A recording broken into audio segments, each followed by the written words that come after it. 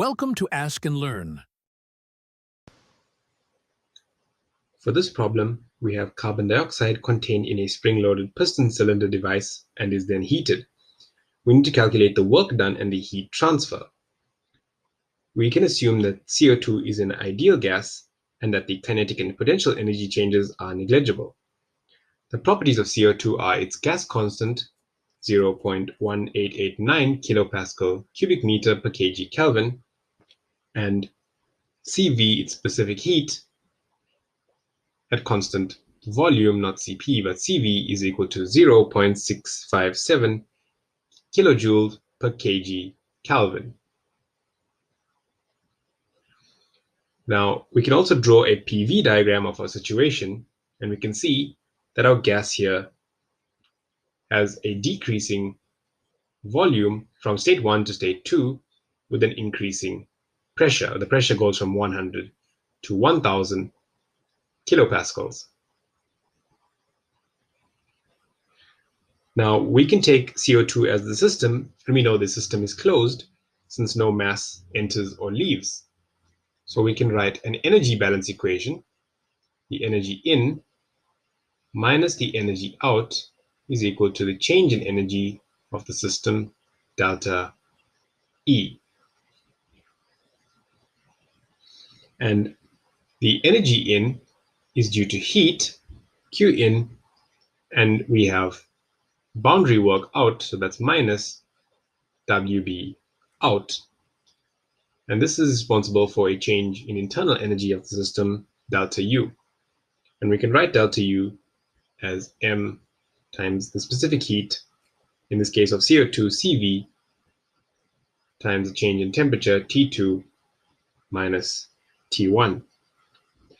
Now, we first need to calculate our initial and final specific volumes, or initial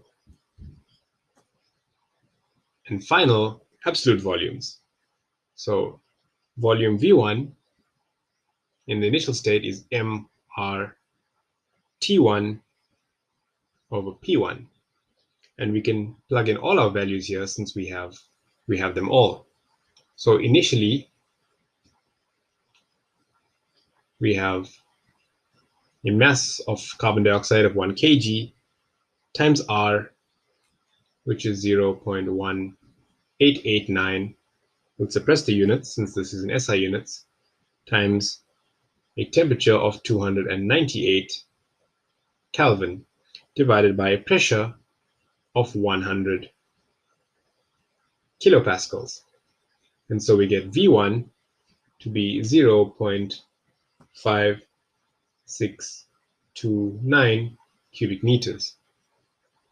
The pressure of the final state, V2, similarly is mR T2 over P2.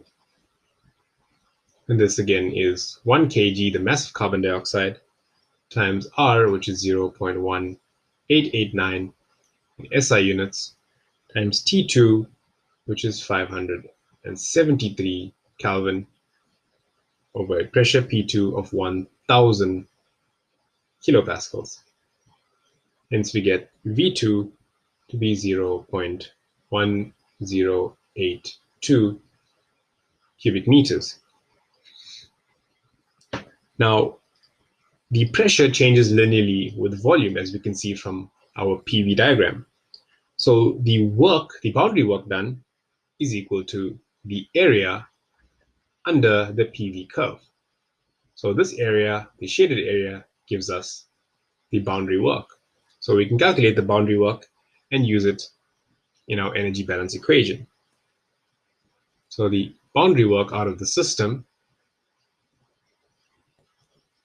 is equal to the area under the graph, and this is simply P1 plus P2 over 2 into V2 minus V1. So we find the area on the graph and we get that. And we can substitute our values in here since we have them.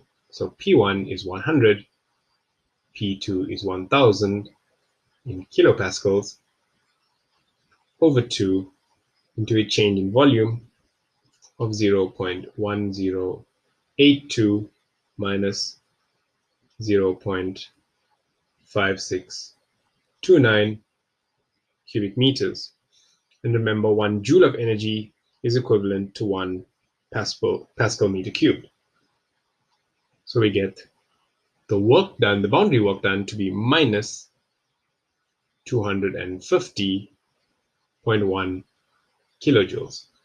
So the boundary work out of the system is negative. So what this actually means is that the boundary work is into the system.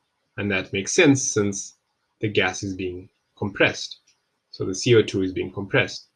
And so the boundary work into the system is simply 250.1 kilojoule. So we just reverse the minus sign. Now we can go back to the energy balance equation and find the heat transfer. So Q in, the heat transfer, is equal to the boundary work plus mCV times the change in temperature, T2 minus T1. So we can substitute all our values in here, and we get that minus 250.1 kilojoules, which is the boundary work, plus 1 kg into C, which is 0.657 kilojoule per kg Kelvin, that's for CO2, times a change in temperature of 300 minus 25 Kelvin. And so what we get is the heat transfer Q in to be minus 69.4 kilojoules. So since the heat in is negative, we actually have heat leaving the system. And so Q out, the heat transfer out of the system, is 69.4 kilojoules.